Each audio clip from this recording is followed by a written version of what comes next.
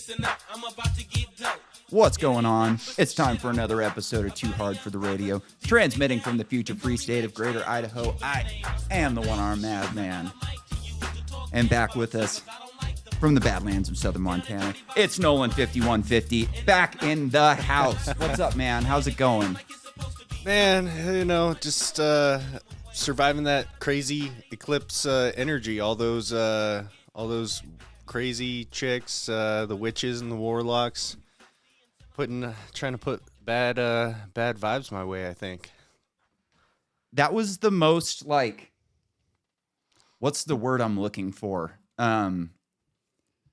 Just like, fuck. When you're expecting something big and then you just get a big nothing burger. A letdown. It was the biggest, like, buildup for all this weird, creepy shit. NASA's launching rockets into the fucking sun called Apep rockets, and Apep is the Egyptian god who eats the sun. Nothing weird about that, right?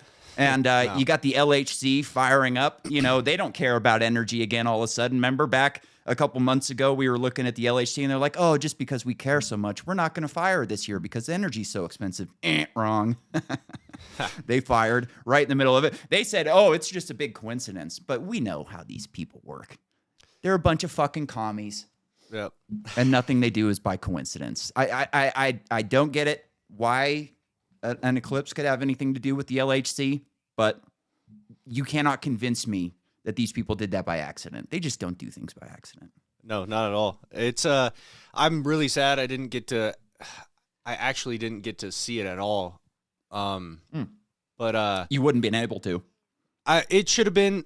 It depends how far away from the line of totality you are. You get percentages of an eclipse, but then you can't. You can't really see it without the glasses, or you do the little makeshift hole in the paper and stuff. Yeah, but, welder's mask. But yeah, it. I wish I would have planned a little bit sooner and been able to make a trip to actually get in the totality. In the one in 17, me and you remember RJ? Yeah. Rodney? Yeah. Me and him Never saw eye took to eye with him. we took a van all the way up into the middle of nowhere in Oregon. And it was really awesome. I mean, it was a fun trip. We didn't go to any like big event. We just had a screenshot of the map of totality on our cell phones, and we just followed.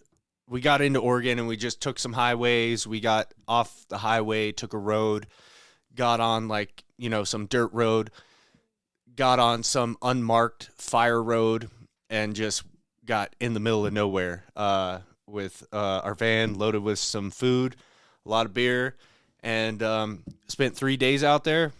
And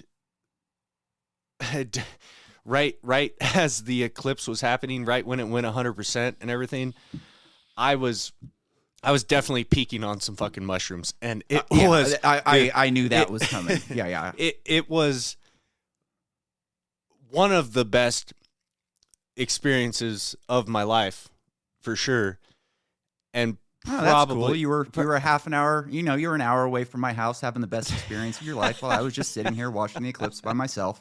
That's great. Glad you had a great time, Nolan. But yeah, it was out of this world. The mushrooms definitely accentuated it, but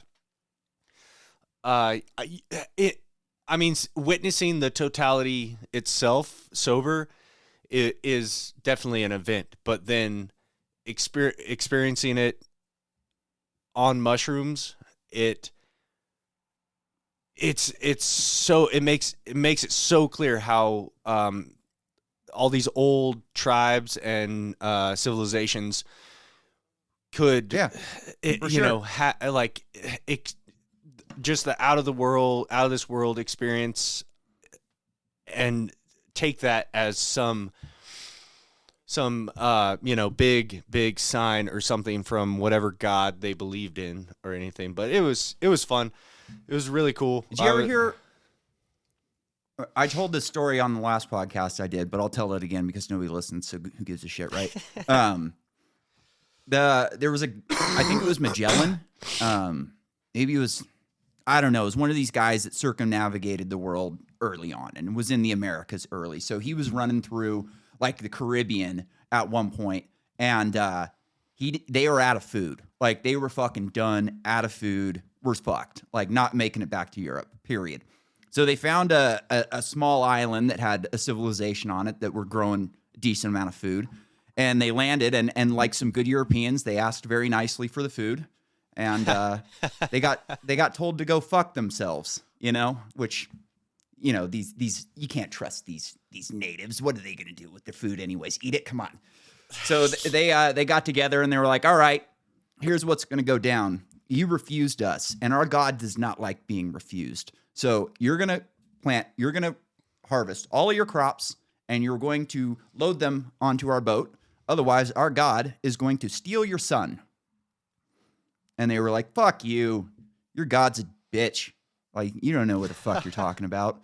But they did. Of course, they did know what they were talking about. And there was an eclipse coming, and the eclipse came over right over the top of them like it was supposed to. And those people starved to death. And they were never heard from again. And that's fact. That's a true story. I read that in Neil deGrasse Tyson's book on I don't remember what it's called. It's called like Prophets of War or something like that, and he kind of brags about like astrophysics and war. He's a sicko, He's a real fucking sicko, that one. Before we get into another sicko though, I guess we should probably, since we're talking the eclipse, we've got ourselves a nice video from The View. We love the ladies over here at The View, right? So let's hear their take. And I didn't clip this video, so I'm gonna have to like pause it and start at the beginning. But let's check in with The View, huh? Climate change exists. That's more or the something point. is Come on. really So this going is on. returning. Oh. Whoa! All right. Here we go, and now. Leaving, we've got a solar eclipse. We've got the ran down the earthquake. hallway. She ran down the hallway. The rapture is here. The rapture's here. And then also I learned that the cicadas are coming. Cicadas. Cicadas. Although I love for the first time in Cicada, like cicada. No, 100 years. no. Bitch, you ain't eating your cicadas? Come on now. This is an existential threat to humanity, and you're not eating your cicadas? What the fuck, man? I guarantee this woman has no problem with me and you eating bugs, though, right? Yeah, not at all. No, Two that's- different- no, two- no, well, this is what I read. there's Two different there's times. two different kinds of This is cicadas. funny. Different times are coming. Whoopi, at one point, she's just like, no, I can't do it anymore. This is great. The good cicadas and the bad But cicadas. for the first time in many, many years. No, And every 17 years this happens. Well, that's not what I read, but maybe, Because you didn't maybe read I'll it. know better. Someone told But you. In a I will way. say Yeah. all those things together would maybe lead one to believe that, either climate change exists That's more or the something point. is really So going this is on. returning. Earthquakes are not at the mercy of climate change. It's No. underground. It can't. I don't think It happens, How about and, the warming of the and planet? the eclipse, they've known about the eclipse coming because eclipses happen. What the Leaving, fuck? we've got a solar What's wrong with eclipse. these women? We've got the ran down the earthquake. hallway. Ran down the hallway. The rapture is here. The rapture's here. And then Yeah. also I learned. You know who would have gave up all of her food to the fucking military? Sonny Austin, because what a fucking moron. Oh Dude, my God. How bad is it that Whoopi Goldberg Yeah. is like the voice of reason? The voice of reason, the scientific, wow, dude. That's crazy. And I know why she said the earthquake is climate change too, because there was articles all over the place. Earthquakes exacerbated by climate change. Oh, all the extra water makes the plates rub. So now there's extra water. I thought we were in a constant drought and water was always scarce, but now we've got too much water and it's causing earthquakes. They can never make their fucking minds up.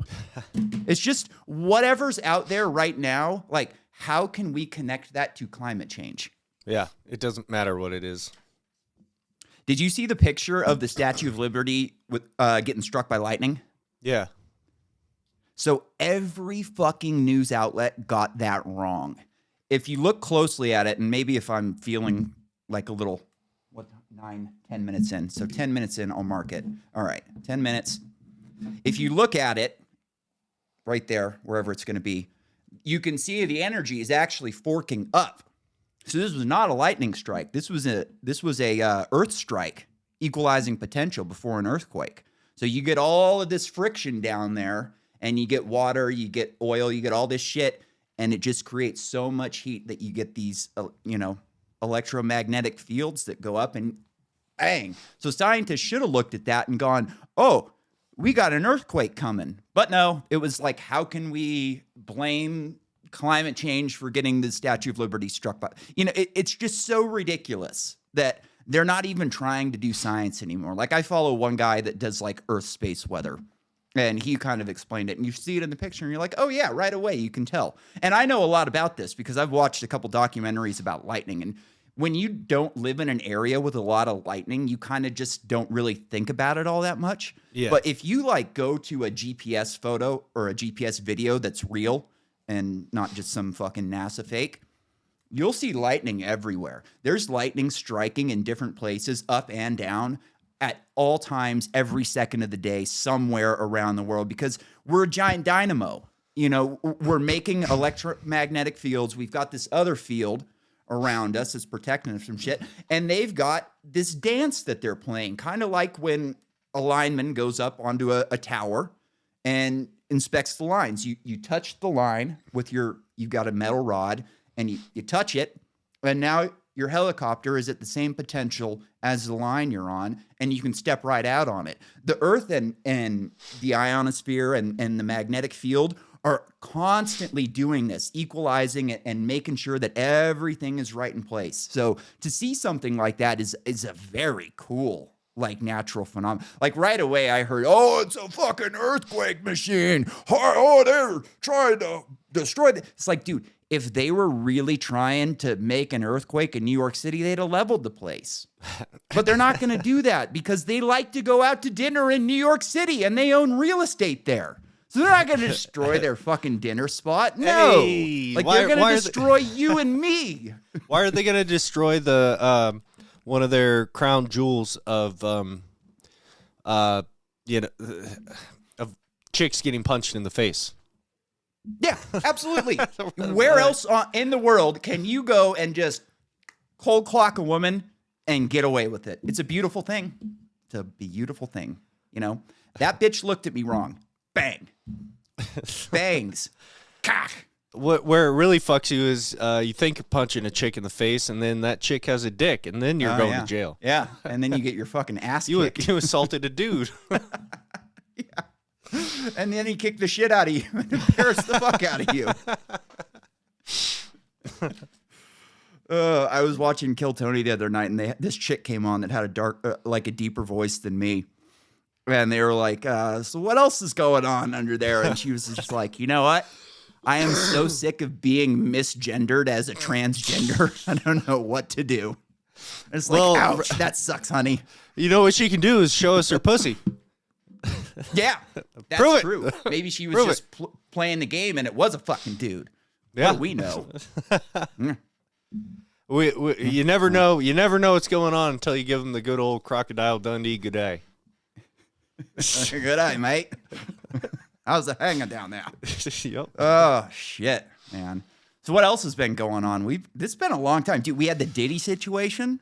I mean, yeah. That's why. That's like one of the reasons I wore my LeBron shirt today, because I guarantee you, there's a video out there of LeBron getting pegged by some fucking twink or something like that, and I can't wait. Like, I don't think anything's going to happen on this one. Same type of thing as Epstein. Like, it's just going to kind of get pushed in. There's going to be a fall guy or a couple fall guys. Like, somebody's going to take it. But we're not going to actually see the dirt, But, man, can you imagine some of the dirt that guy's got? Oh.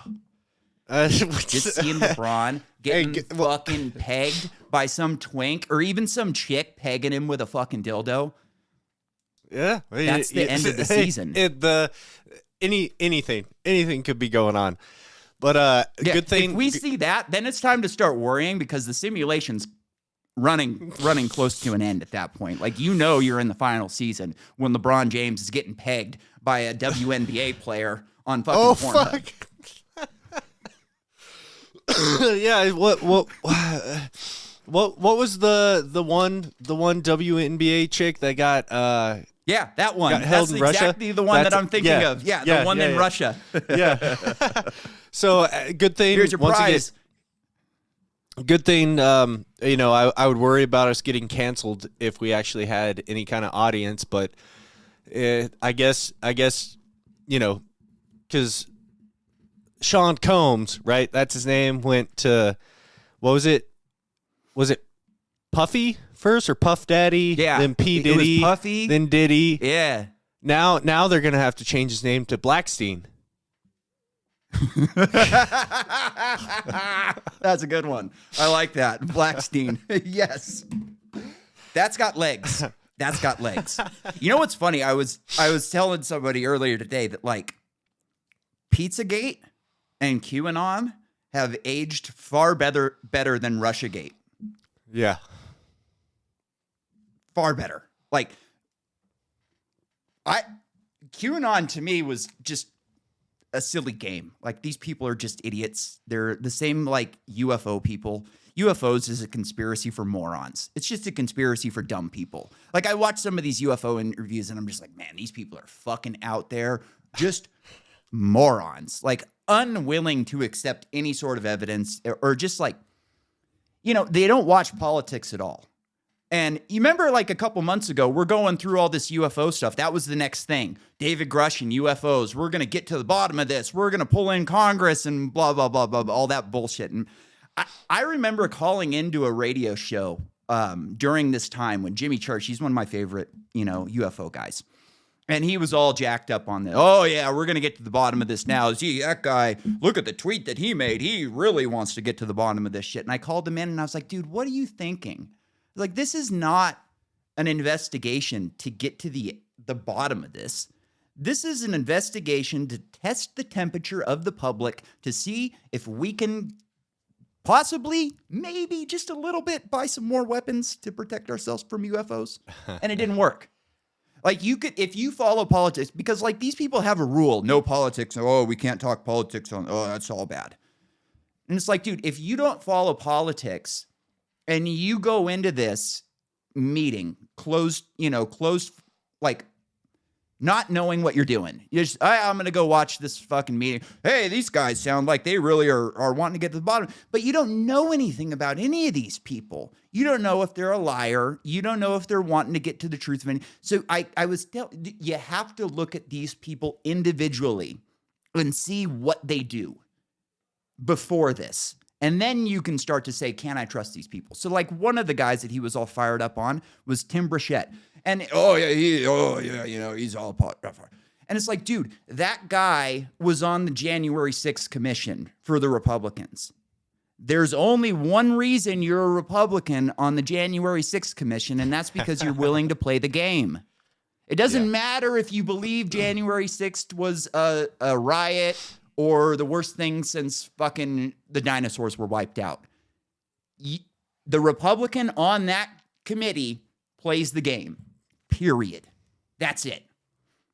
That's all I need to know about that guy. I don't care if he thinks UFOs are cool or if he this guy's a liar. He's willing to play the game. He sold his soul to get reelected. He's an establishment shill. Like, there's no way you're going to get to the bottom of this shit. And, I think that I've at least have been proven right on that. There seems to be like no more hunger for another another one of these meetings. It seems to just be completely gone. Nobody trusted David Grush. The weirdo UFO people trusted him. We never trusted him. Right off the bat, we're like, this guy's weird. I finally, like a month ago, I was just digging through shit and I found an interview where he said he was autistic. I was like, well, that would have been nice to know in the beginning, right? Because we were trying to figure out why the fuck is this guy so weird? What is so fucking weird about this guy? Remember, is he Mormon? Like, what is going on? And then he goes on Joe Rogan. I don't know if you watched him on Joe Rogan, but it was the weirdest interview. He's weird, and he's definitely autistic. He does this where he's like sucking his lips and fucking doing weird shit all the time. And he was an officer in the Air Force? Yeah. And he's like talking with Joe, like he's one of the guys, but you can tell that he's not one of the guys. You know how Joe talks with just, fuck it, whatever. The way he talks, he was swearing, but you could tell that he wasn't a swearer. So like when he would insert them, you can tell that it was awkward for him to do it. And I go, yeah, he's playing the game right now. He's watched Joe's show. He knows how Joe is. He's being a chameleon. Let me hang out. I can show you that I'm one of the boys. But I didn't see it in that. Like by the end of it, I was like, you know what? At this point, I don't know. Like I still don't know about the guy, but it was just a weird interview. And I don't remember where we started with this. Do you? I think it started with LeBron. UFOs were the next big thing, like distraction. I don't remember where I was. I had a point, but I've got brain damage. So what are you gonna do? I've got some more videos. We got a bunch of old fucking videos because we haven't done a show in like, I don't know, probably 3 or 4 weeks now, right? I think it's been 3 for sure. Well, what do we want to do here? So we've got an old video of a woman being arrested trying to evict squatters. That's a fun one.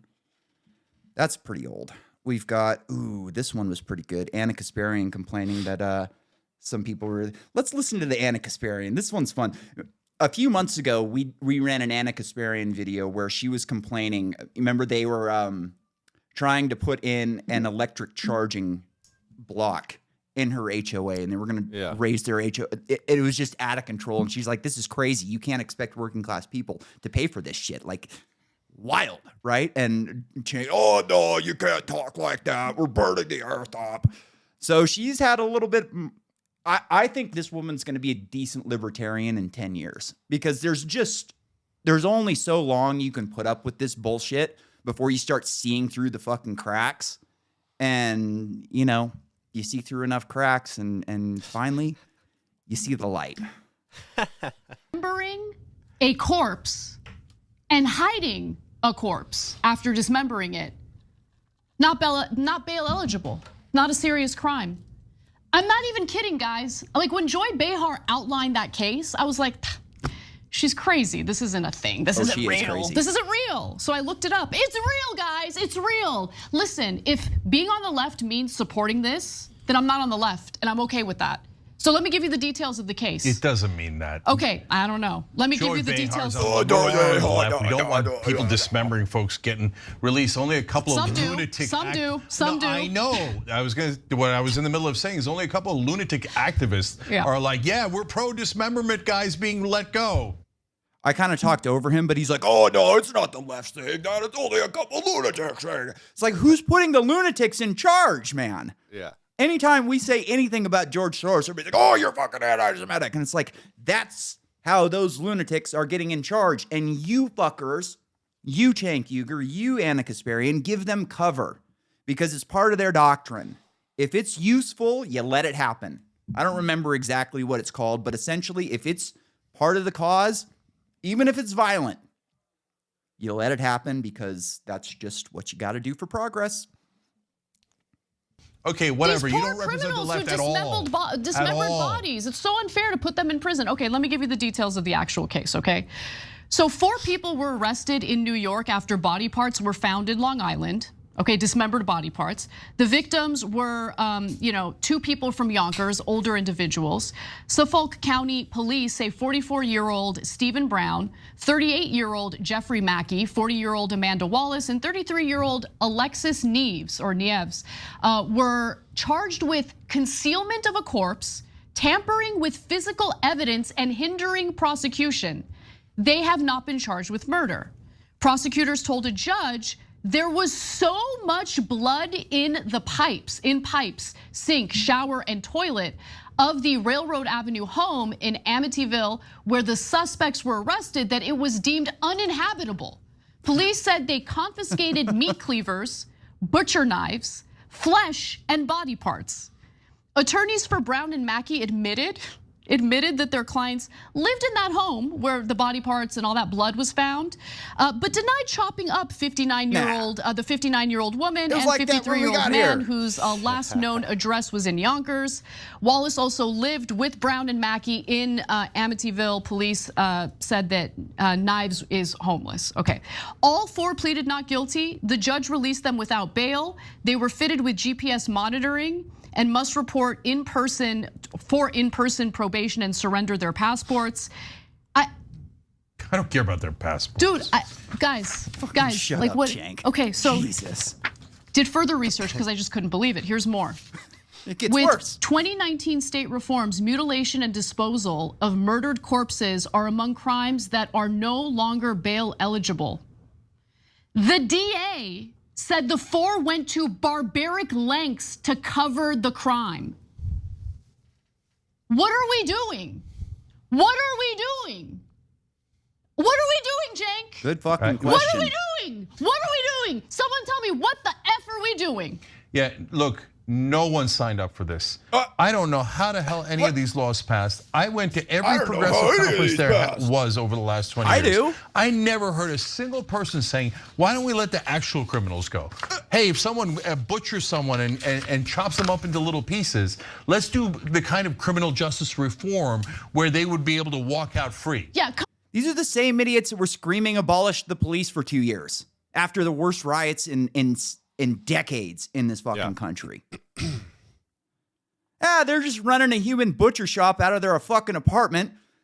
Can't see any reason why we can't let them back out on the streets, right? No reason at all. Crazy. Dude, I saw an article today. I shit you not. San Francisco is trying to pass a law that allows the state and citizens to sue grocery stores that close down in their neighborhoods. What? So we're not going to enforce laws. So people are going to steal your shit. So you can't make a profit in our neighborhood. And now when we leave, we're going to sue you. That's fucking incredible. Incredible. I know, on that note. I was going to ask what that was. Oh, you motherfucker. What the fuck? Don't. First time in 8 years. I don't know if I told you, but they opened an In-N-Out in Boise. I'm fucking coming to see you. I'm coming to. Yeah. The line has been so fucking long. It's been open for like 3 months, 4 months now. And every time I've driven by, I just can't wait in line for 2 hours. I can't fucking do it. Yeah. So today I'm driving through and I was like, I'll go through the parking lot, see how it is. I go and I see the line. It's like, fuck, man. I can't wait an hour. I just can't fucking do it. And then as I'm driving by, I look around and I go, wait a minute. There's nobody inside. I go in and I walk straight to the fucking counter, ordered, and I was out of there in 5 minutes. Nice. People are so fucking lazy. They will sit in their car for an hour and a half in the drive-thru, but they can't get their lazy ass out and go make a fucking order inside. Sit in the car, burn fuel, increase climate change. Yep. Burning the planet. But my whole point with bringing this on is like In-N-Out's closed a bunch of restaurants in California because people are just walking in and stealing shit. Like they'll go number 85 and somebody just comes in and grabs it and goes. It's not their food. But what are you going to do? Like you're not going to run out and tackle the guy. Your company won't let you do it. It's stupid anyways. You might get fucking killed. Well, the cops aren't going to do anything because unless you steal $10,000 worth of shit in California, nobody gives a fuck. So they opened one restaurant. The line has been so fucking long. I haven't been able to go. I heard recently they're opening 3 more in Boise area. That gives me so so it's much like, hope. Hey, if you're if you're not going to let us operate in California, we're going to go somewhere where we can, where we're appreciated, where people like us, where we're wanted.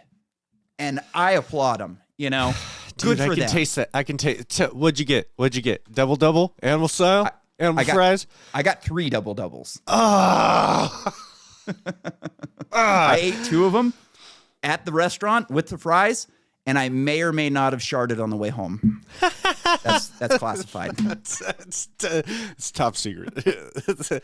Oh, and on that note, the reason I was driving down there, so I got a new, I'm at the doctor last time. I'm at my pain doctor, and they always ask you about your guts, you know, because I'm on opioids. So they ask you about your guts. Opioids give you constipation. And typically you answer no constipation because the first thing they want like to do when you say you're constipated from opioids is take you off the opioids, even if you're managing it with like laxatives like I do.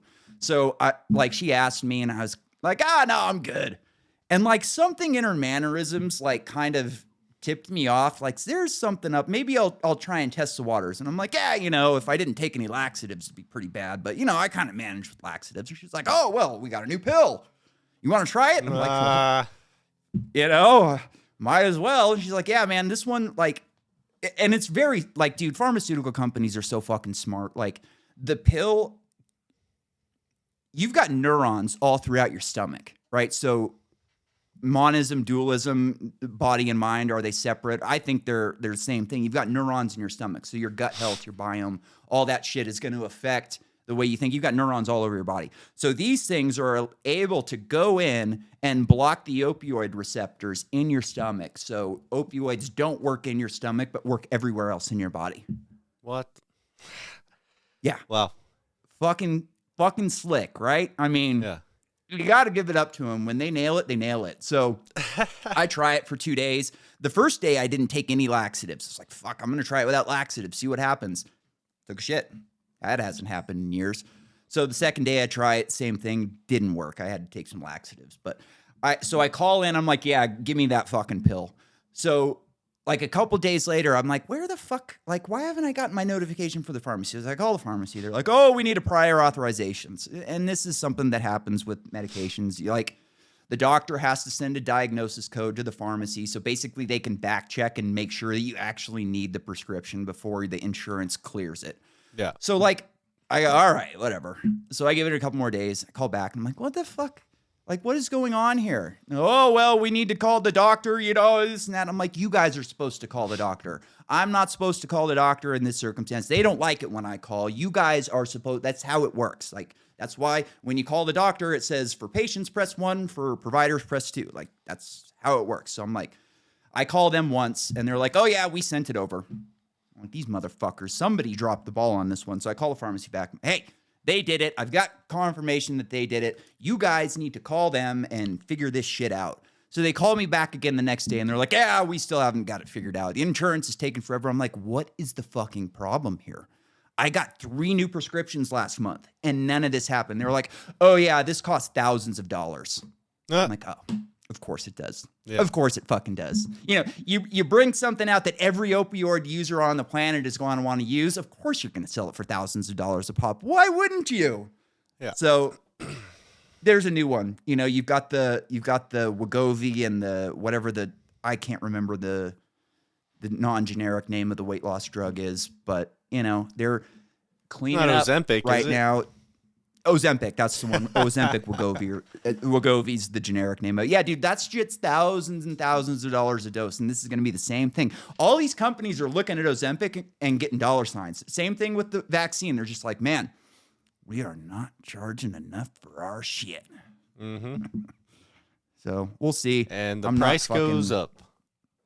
Yeah, essentially. Like, I'm not convinced I'm going to get it. I think they're probably going to deny me, so we'll see. I went down there today and grabbed a bunch more samples. So I was like, you know what? If it's $1,000, a couple $1,000, give me a few more bottles. Yeah, right. Fuck these people. See, the problem is you said you're managing it with laxatives. You should have said, yeah, I haven't taken shit in months. No, if you say that, they're just going to take you off the pills. Oh, really? All right, 2 days. Mm-hmm. I haven't chat in 2 days. Yeah. No, see, again, they're going to go, that's too much. You shouldn't be on as much opioids as you're on.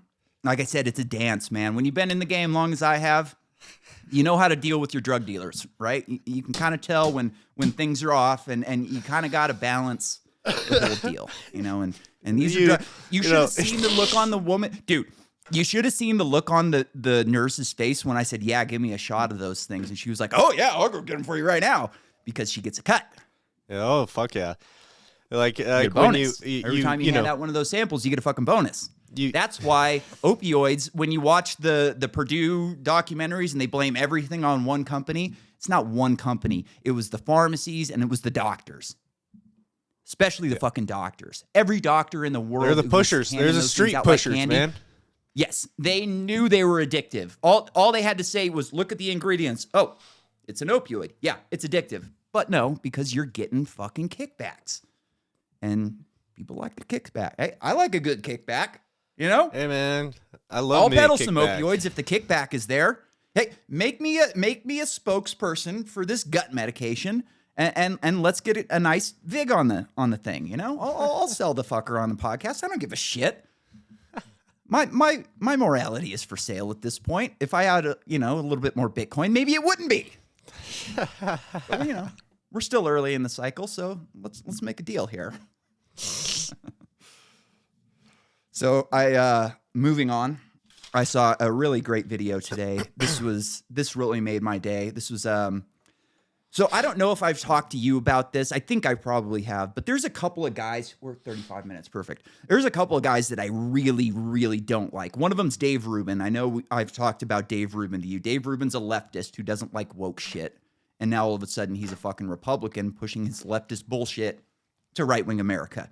So here, Michael Schellenberger, Matt Taibbi. I can't think of any other ones off the top of my head, but those two big ones. Barry Weiss, same thing. So there's a couple of these people who are big. They're just leftists, but they're kind of on the right side of the woke battle. So this is a new guy that I listened to this clip today and I was like, holy shit, I got to look into this fucking guy. And his name is Brendan O'Neill, and he is a libertarian Marxist, which is a contradiction if I've ever fucking heard one. Huh. But these people actually believe that exists, which is funny. So I was like, oh man, I'm gonna find some golden articles from this guy. Like there's gonna be some just beautiful shit that I can bring to the show and we can make fun of. And unfortunately, like I went through his articles and I actually agree with him on most of his fucking articles, which was so annoying. I was like, God damn it. I really wanted to find something good with this guy. Anyways, actually let's go just to be kind of like a primer so you can kind of hear like where he's at. So here's out of one of his articles. This is from The Spectator. This article was called like I'm a libertarian or I'm a Marxist who defends capitalism, like help or something like that. So here's a paragraph from it. Hurrah! Only today's lazy anti-capitalists, locavores. A locavore, which I had never heard of until I read this article, is somebody who will only eat locally sourced food because of climate change. And I wonder how many of them know that avocados are not grown 100 miles away from them. But anyways, and reactionists, which I don't know why he uses reactionist in this way. In this context, he makes a reactionist seem like a communist, but that's not. Like in Communist Manifesto, me and you would be reactionists where he would be the communist. Anybody who's pushing back against communism, against progress, against, the workers' revolution, that's a reactionary. So I'm not sure why I'm sure he has a reason. It's beyond me. So hooray, only today's lazy anti-capitalists, locavores, and reactionists, a lot of them, celebrate the local over the international and fight to preserve one-sided and narrow-minded cultural practices around the world from what they see as the carbon bootprint of capitalist expansion. Unlike Marx, they're not interested in superseding capitalism with something better, with something even more global and more productive, which would leave an even bigger human footprint on the planet. I like that. He's not like, that's true. Like if we had a socialist world state, it would have a much larger carbon footprint than what we have today. So I like that he's able to like at least recognize that. But rather in returning to a pre-capitalist era of local food production, dancing around maypoles, and early death from cholera or malnutrition. So that's a decent, in my mind, like that's a decent take on the modern environmentalist movement. It has nothing to do with the environment. It's a decivilization movement. We're going back to the Stone Age. That's all it really is. And he kind of recognized it for that, which I appreciate. So let's now go to him on Joe. Oh, and I was also going to add, like, so You've heard the saying "war makes for strange bedfellows," right? Essentially means Don't think I've heard that. Okay, so essentially it means like your enemy of your enemy is your friend. Like when you're in a situation where like the enemy is clear, like the real enemy is clear, then like the people you surround yourself with might not necessarily be on the same page as you, but you're close enough that you can fight that battle. So this guy could be one of those. Like as far as what I've written today, based on the comments on the Joe Rogan clip, he's said some really wacky, disgusting, horrible things about pedophiles in the past. So like I didn't find any of that, but I would probably believe that's true because he's a Marxist, and Marxists are fucking weird and they have no morals. So now that I've professed this for 6 minutes, let's listen to the clip. But I think, you know, the terrible truth of the matter is that wars sometimes have to be fought. In the United States, you fought 2 huge wars, the Revolutionary War and the Civil War, in order to deliver yourselves into something resembling freedom. In the United Kingdom, we had a civil war that lasted more than a decade, which is what made us a democracy. Right, but that's not really the question, right? But so what I'm saying is that kind of hard to elevate the working class when you're at war all the time, you would think, right? I mean, if the game is to make the working class, bring them up, like, let's stop stealing their money and using it to go commit mass murder all over the world. But I don't know, I guess I missed that part of the Communist Manifesto. What Israel has decided, and I think they are right, is that in all those wars I've just mentioned, by the way, there were huge numbers of civilian casualties. Even pre the modern era of bombs falling from planes, there were civilian casualties. Of course. But there's a moral judgment that sometimes has to be made, which is that do we go and fight these people, or do we allow them to regroup and potentially plot another attack on us? And Israel has taken the decision, and I think it's probably the right one, that we have to go and fight these people, just as Britain took the decision that it had to go and fight the Nazis, and just as America took the decision that it had to go and fight the slave owners. All right. So right away, this is so wild. So he's equating England fighting a massively superior military force. The Nazis, their military was fucking incredible compared to Britain's. Like the Brits just had nothing. So they're defending themselves against a massively superior force. So like that comparison just doesn't fucking make sense. And then he goes to, well, and then here in America, you had to liberate slaves, which we all know that anybody who is a serious person who has looked into the Civil War knows that it had nothing to do with slavery. This was a power grab. The South wanted to be their own country. The North said, no fucking way. We are going to control you, and we're willing to go to war with you. And then they used slavery as a wedge issue. You know, it was a way, like, Lincoln had to send them back to Africa policy. They were doing anything they could to get rid of them. Just make it go away. There was the, what did he say? I want to end slavery, but let's not get crazy here about equality. Like, we're never going to be equal with these monsters. Like, he thought they were animals. Like, this was the idea that the North was on some moral crusade to free the slaves is just bullshit. It's as much bullshit as January 6th was the worst thing since the dinosaurs were killed. It's just as bad as that. Like, maybe even worse, because it's so obvious in this case. You can read so many history books where it points this out, that like slavery was just a wedge issue. It was just something that they could use as moral high ground. That's it. And then they fucking, the North had slaves far longer than the South. The last slave plantation in the South was owned by black people. The biggest plantation in the South was owned by black people. So it's not like, wait, what? The black people were these like morally superior, like this was a mess. This was a terrible time where people were just fucking rough. Like, they were dumb. They were like, this was a bad time. It had nothing to do with morality. So already my red flags are going up. Like, oh, they have to fight. Sometimes you have to fight a war. And look, this was a moral war and that was a moral war. And it's like, and not to mention that we now know that Roosevelt knew that fucking Pearl Harbor was going to happen, and they let it happen because they wanted to get into the war. Yeah. It wasn't like they were coming over to save Europe and save the Jews. That had very little to do with it.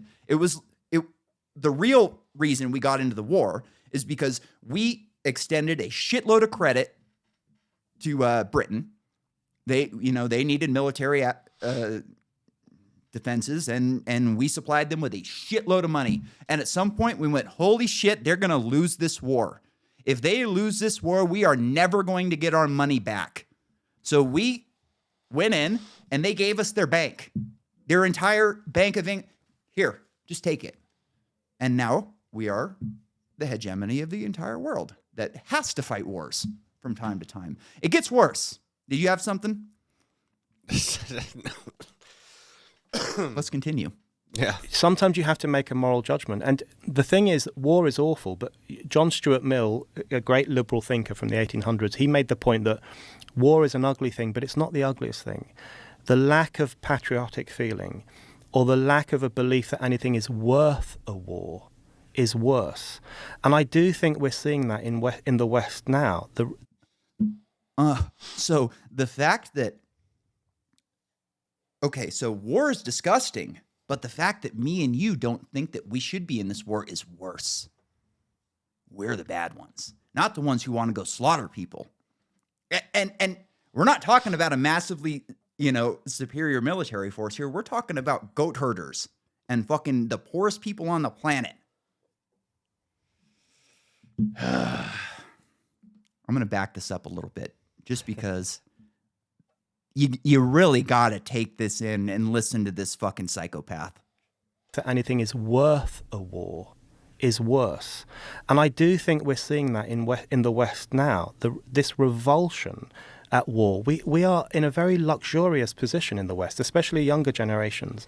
They've never had to fight for anything. They've never faced an existential threat from a neighboring army that wants to destroy both your state and your religion and your people.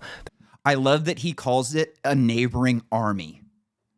As if they have a fucking army. This is a prison colony. It's not a fucking army.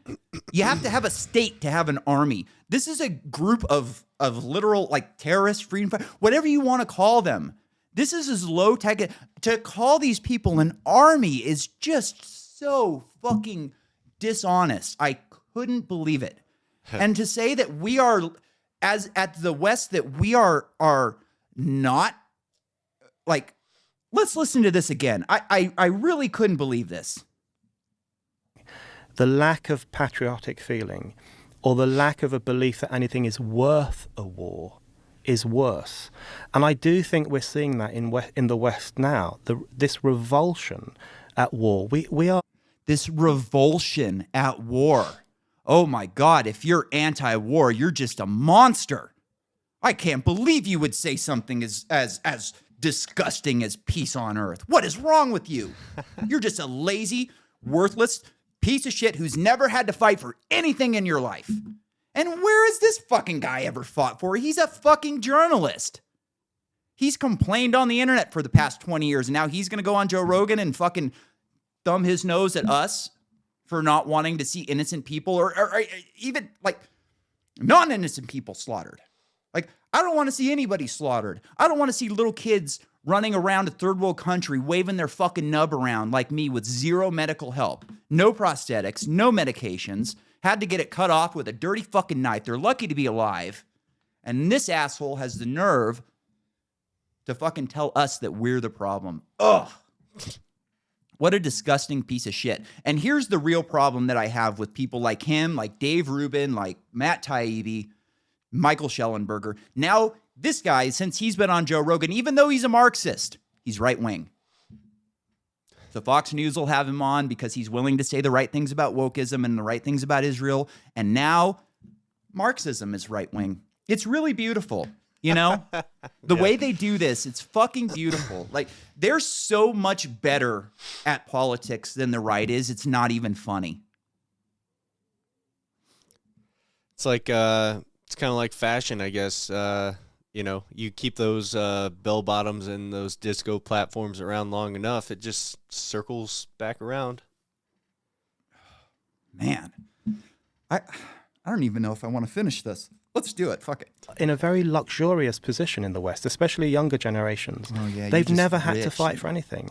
They've never faced an existential threat from a neighboring army that wants to destroy both Army. your state and your religion and your people. They've never faced that level of threat. What if they just want their fucking home back? Right. What if they don't give a shit about your state or your religion or any of these stupid chants? What if they just go, that guy stole my house and I want it back? My family built that house 200 years ago and now some fat fuck from New Jersey is living in it and I want it back. That's an existential threat. Sorry. I mean, you think you lazy Westerner. why don't we just take all the Jews, make a deal with Russia, give them. I mean, Russia's huge. Let's just give them a nice little. Give them Siberia. Nice Let's give little them Antarctica. Let's give them a nice little fucking piece of Russia, and everybody's happy. Oh my God. It's just this guy's a sociopath. He's a fucking sociopath. He's a Marxist. So straight off the bat, like, they want to destroy everything that makes our world great. They want to replace capitalism with something better that's never shown any success anytime, anywhere in the world, right? So in order to like do that, you have to go, everything that makes the world the way it is wrong. I am right, and I am going to enforce my views on everybody around the planet because that's the way things should be. That is a sociopath right there, period. I do not have to follow the rules of civilization. I will do what I think is right. That's it. That's the difference between someone like him and someone like us. Like, we have idealistic like ways that we think things should be ran, but we're not going to force anybody to do it. You know, if we had a free country right now and it was, you know, an anarcho-capitalist state that I would enjoy, I have no problem with that guy going and starting a commune in northern fucking Montana with him and 800 of his commie buddies. Doesn't affect me at all. Go knock yourselves out, have a blast, but do not force the rest of us to go along with your bullshit. That's the way I look at it. That's why I wore my fucking LeBron James as a commie shirt today. Because, you know, fucking commies, man. Fucking commies. They're the worst. They're the fucking worst. And you know how, and I hope you would know the answer to this, but we're going to ask you anyways. How do we fix this, Nolan? Anarchy. Bitcoin. Oh shit. Well, I mean, isn't Bitcoin kind of like the anarchist? Yeah, it is. It is. It's the anarcho-capitalist answer to the world. Like, yes. the real, and I'm kind of joking here, but not really, because you get rid of the fucking Federal Reserve. We can no longer print to infinity and enrich all of our buddies and destroy people all over the world. And you actually have to account for every dollar that is spent. You won't be able to waste it in that way. So if we actually had real hard money, real money, instead of this bullshit fiat currency, they wouldn't be able to do any of this shit. They weren't able to do this shit when they were on the gold standard. That's why they got rid of it. Because they're like, oh shit, we are not going to be able to run the world if we have to account for everything. So let's just get rid of accounting. That's easier, right? So there's let's see. I've got some fucking Bitcoin videos. How much time do we got? We got time for one more video. So let's see. Man. Mr. Wonderful Kevin O'Leary. All I have is like two-parters. Okay, let's do this one. All right. So Elon Musk put the first Neuralink into a patient. Did you catch this story at all? I think I probably sent you the video on it. Yeah, I watched that. Let's watch this. Hello, world. How's it going out there? My name is Bliss, and I'm... Of course his name is Bliss. That was my favorite part of the video right away. Hi, my name is Bliss. It's like, of course it is. Is that the name his parents gave him, or did he fucking change his name to Bliss? I mean, does it matter? Give me a break. Doesn't matter. His name is Bliss. He probably used to work for DARPA, And now he's working on cyborgs. He So definitely worked. that's He who we definitely want, worked right? at Starbucks. Yeah, absolutely. Hi, my name is Bliss, and I will be your barista today. How can I build your coffee and make your day better? Hey, barista's assuming his gender. It's barist. Ooh, yeah, maybe. Whatever. Let's continue. At Neuralink. And I'd like to introduce you to the first ever user of the Neuralink device. And I think you're my only telekinetic friend that I have. Yeah, I think so. Yeah, not many more of those out there. Oh, I guess this was a two-parter. All right, let's go into the second one. A little bit just to people who maybe don't have any context on this field or what's going on here. How are you able to actually move the cursor? Yeah, so we started out with trying out a few different things. We basically went from what we call kind of differentiating, like imagined movement versus attempted movement. So a lot of what we started out with was attempting to move. So I would attempt to move, say, my right hand, left, right, forward, back to move. And from there, I think it just became intuitive for me to start imagining the cursor moving. Basically, it was like using the force on a cursor, and I could get it to move wherever I wanted. That's fucking interesting. Yeah. I don't quite understand. So like when I move my prosthetic, I do a motion with my hand. And I would imagine he kind of has that same, maybe not, I don't know. Like, I guess I haven't talked to enough, like, paraplegics to really know. But the fact that, like, this thing can kind of read your mind is very cool. I mean, I don't really understand how it could go, okay, you're doing it this way or this way, and I can handle it either way, just whatever's easier for you. That's fucking cool.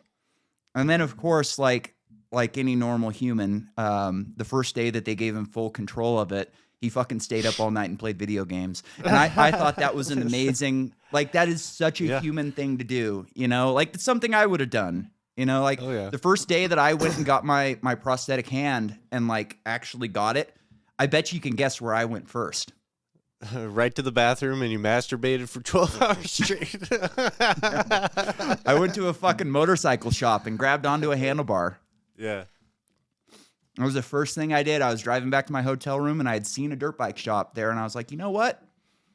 Let's just see how it goes. I remember I was at the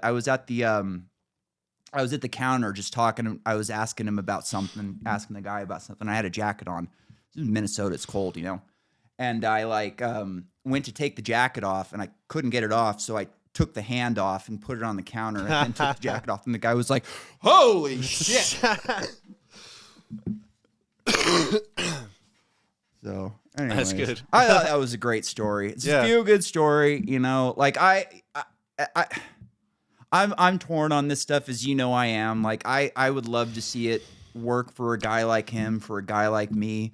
Once it starts going into you, then I start to have questions. You know, once this starts going into healthy people, now I'm starting to have some worries. But until that time, like I'm in for this, man. That's a problem with everything. Any kind of significant advances in anything. I mean, I guess you could kind of parallel it to Bitcoin. Like, that's a huge financial market advancement.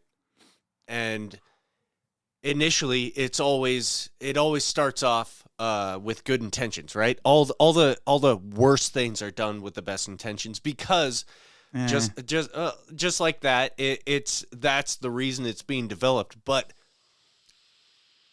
it, you know, initially it gets put to that good innocent use, and then it just, you know, probably eventually, unfortunately, some sort of military aspect comes into play, and then it just goes downhill, and then the good stuff just is washed away. Well, this thing started in the military. Like, I'm fully convinced that this was a DARPA project, and this was my whole deal. Like, on first time I went on to Sam's show was like, they did this in 2012.